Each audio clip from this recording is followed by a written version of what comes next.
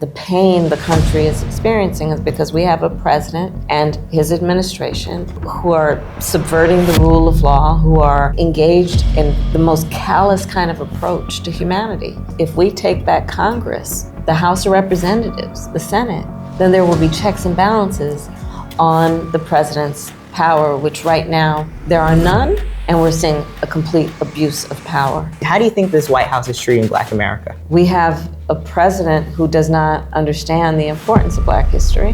What is one piece of misinformation about you that you want to combat on the show? There is a lot of misinformation that moves quickly. One of the dangers of mis and disinformation is that it is intended to strike fear in the receiver of that information. What was different from running in 2020 than 2024? The stakes are always high in a presidential election. What's your message to young people in this moment?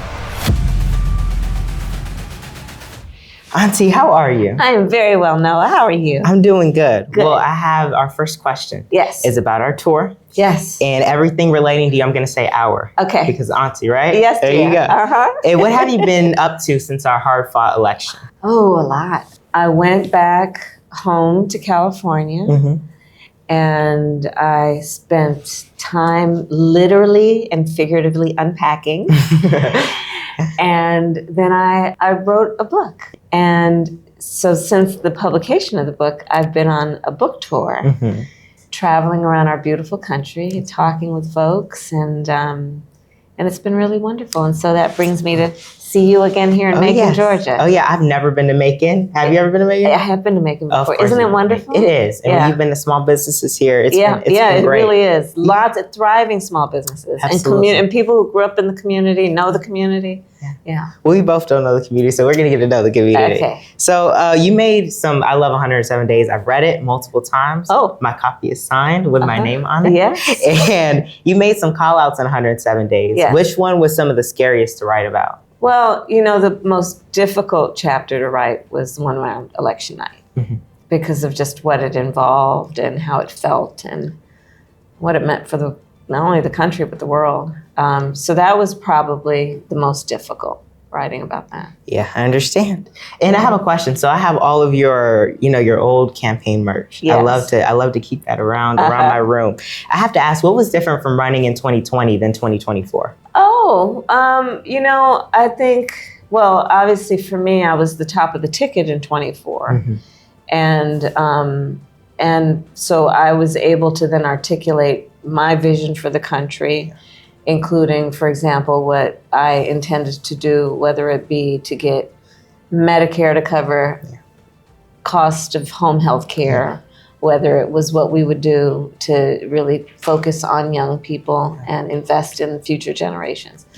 And, so a lot of the policy issues were very different. And then, of course, the stakes are always high in a presidential election. But, as we have seen in the course of the last now over a year, I felt a great sense of urgency to communicate as often and with as many people as possible about the stakes. Yeah, and you had the most tie-breaking votes as vice president. Yes, I did. So did. can't nobody play with Auntie. That's exactly right. That's right. And to misinformation, a role I played in the 2024 election was combating misinformation. I know. Yes, ma'am. And I have to ask you, from your time in criminal justice to just a bunch of lies, right?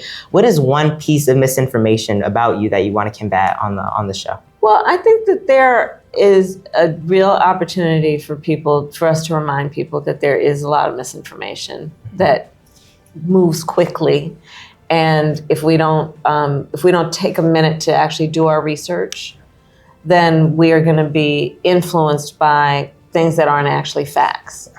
And whether it's there are all kinds of misinformation that floats around. Well, she's incompetent. Well. Yeah, and you're qualified, Auntie. I quite qualified. Yes, so ma'am. It's the range is there. The biggest, the largest, Auntie. Huh? The biggest, the largest. Always. There you go. So I love talking about misinformation. I can talk about misinformation all day. Okay. But who do you think is responsible for the widespread misinformation? I think there are many people who are doing it intentionally, and I think there are others who are doing it unintentionally. Yeah.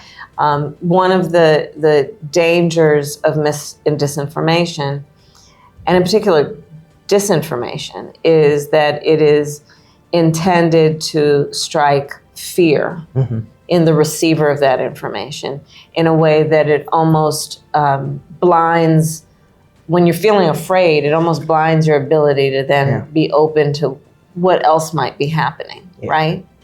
And that's something that we should stop and think about. If it's making us feel something, and in particular fear, we might want to pause for a minute and look into it and the facts to make sure that we're well aware of exactly what's going on, and are we being manipulated? Because our first reaction will be, out of fear versus out of contemplation and reflection and thought. That's right. And you just launched Headquarters, yes, which is your social media platform. Do you hope to combat misinformation during the 2026 midterm? Yes, absolutely. And I'm glad, Noah, that you raised the 26 midterms because, a lot of people, as I've been traveling this last year, are asking what can they do? And one of the things that people can do is make sure everyone you know is registered to vote, and let's organize around these elections, because part of the pain the country is experiencing is because we have a president and his administration who are subverting the rule of law, who are engaged in, frankly, the most callous kind of approach to humanity. And there are no checks and balances. Why are the 2026 elections important? Because if we take back Congress, the House of Representatives, the Senate, then there will be checks and balances on the president's power, which right now there are none, and we're seeing a complete abuse of power. Yeah. And yeah, you're right. And Auntie, it's Black History Month. Yes. And I don't know if you remember, but I first met you during a Black History Month reception. Remember. Yes. Yes, at the White House. I do remember. Yes. And it was a lot of fun. And how do you think this White House is treating Black America? Look, real talk, Noah. When we just saw most recently the President of the United States use his social media to disparage and demean in such a disgusting, vile way the former President of the United States and First Lady of the United States, I think that we know that we have a president who does not understand the importance of Black history and the importance of celebrating Black history and the importance of teaching Black history. And frankly, I talked about this all the time in the campaign. He has a history of being hostile to these issues and is quite unapologetic in his approach and attitude, and even the use of his language and words. And it's a shame. Yeah. But that doesn't mean, this is where, sadly, this is part of where we are right now, where we can't actually ask the children to take their cues around how one should think and talk about their fellow human based on how the President of the United States acts, because that would be a very bad example. Yeah. So we have to look to each other. And on the subject then of Black history, we have to look to each other and to those who will teach and remind us of America's history through Black history. Yeah. And I'm sitting with Black history. Yes, you are. Yes, ma'am. And I am sitting with our future. I appreciate it. Yes. And to current events, we love current events. Yes. I have to ask you, you've always been a Cardi person. Yes. But how do you feel about Nicki Minaj's falling victim of misinformation? Yeah, I think that, again, one of the things about mis and disinformation is we have to, when we disagree with someone, take that into account in understanding that we may just not be working with the same information. And so let's do what we can to make sure that we are sharing accurate information with as many people as possible, to do what we can to make sure that we are challenging people about what they think the facts are, and making sure we're on the same page about the fact that 2 + 2 will always equal 4. And I think that's how we need to handle 100%. A lot of this. Yeah. Well, a lot of young people saw that and were influenced by it. What's your message to young people in this moment? I would say to young people that you have so much power, and this is your country. You're going to have to live in this country and therefore decide what kind of country you want to live in, and then help form it into being the kind of country that you want to live in. Yeah. And I ask our young people to do that with the spirit of loving our country, because our ideals are noble, but we have a lot of work to do to actually live up to those ideals. And we each have power to participate in forming our country into being what we want it to be. Yeah, a political victim, I just realized, to misinformation was Tim Walz. How did you feel about that whole situation? Well, I mean, I write about it in my book, right? There was incredible amount of disinformation about him. And he has been, I mean, even most recently with the killings in Minnesota and what Tim Walz has done to stand up with the appropriate sense of righteousness about standing for humanity, standing against abuse of power. I think he's been doing an extraordinary job, as is his way. Yeah. And the first time I met him, I said, treat my auntie well, because I know her better than you do. And auntie, I've been going to California a lot, and I love California. Oh, what part of California do you like? The Los Angeles area, Orange County. Can I have dinner at your house? Of course you can. Okay, we'll figure that out. But what made you not want to run for governor of that great state? It's not my calling, but it is a great state, and there's a lot at stake. Yeah.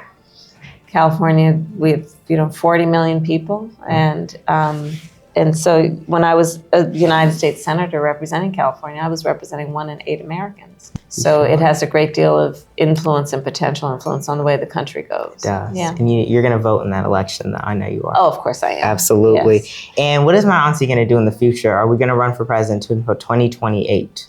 Oh, well, I haven't decided, but I am focused on 2026. Yes, midterms, yeah. Yes, I think we have to focus on the thing that's right in front of us, because this election is going to have everything to do with the environment we'll be in 2028.